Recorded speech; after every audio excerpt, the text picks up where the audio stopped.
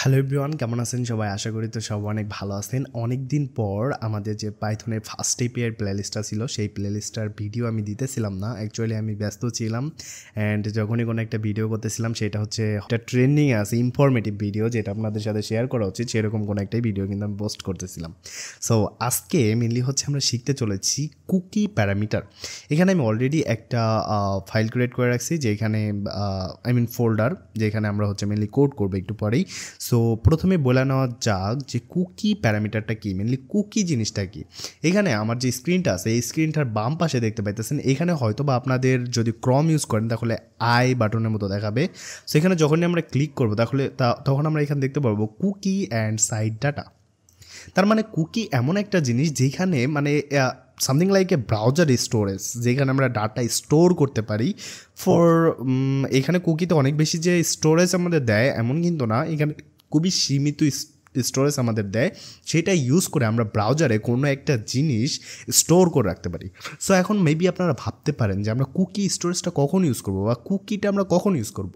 So হয় না, আপনারা যদি একটা রিয়েল লাইফ এক্সাম্পল দেখেন তাহলে খুব সহজেই বুঝতে পারবেন যে আমরা যখন ফেসবুকে একবার লগ ইন করি অ্যান্ড রিমেম্বার মি নামে যে চেকবক্সটা থাকে, সেটা যখন চেকবক্স করে দেয়, টিক মার্ক করে দেয়, তখন কিন্তু দেখতে পাই যে ফেসবুক আমাকে কখনো লগ আউটই করতেছে না, তাই না? একদম।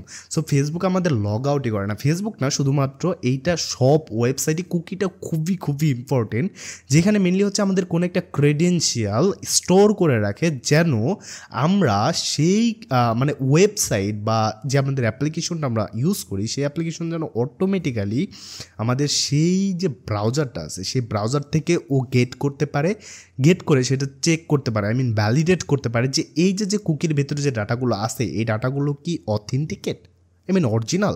যদি অরিজিনাল হয় সেই অনুযায়ী কোনো একটা রেসপন্স দেয় বা আমাদের ওয়েবসাইটগুলো ভিজিট করে দেয়। অনেক সময় আমরা দেখতে পাই কি যে 1 মাস 2 মাস ইউজ করার পর বা নগদ বা বিকাশ দেওয়ার পরে, বা বিকাশে আমরা যখন কি করি, এটা কোনো স্পন্সর ভিডিও না, সো বিকাশে আমরা অনেক সময় দেখি না যে একটু কিছুক্ষণ পর হোম পেজে কতক্ষণ থাকার পরে আবার যখন আমরা কোনো কিছুতে ঢুকতে চাই তখন বলে যে সেশন এক্সপায়ার। সো কোথা থেকে পাইলো এটা? ও অবশ্যই কোনো একটা জিনিস যেটা আমাদের স্টোরেজের ভেতরে, হয়তোবা তখন ওইটা ফোন অ্যান্ড্রয়েড অ্যাপ ছিল, সো এটা আমাদের ওয়েব অ্যাপ। সো ওয়েব অ্যাপের ভিতরে কী করে, ও স্টোর করে রাখে, অ্যান্ড সেইটা যখনই এক্সপায়ার হয়ে যায়, এইটা হচ্ছে মেনলি ইউজারের কোনো হাত দেওয়া লাগে না।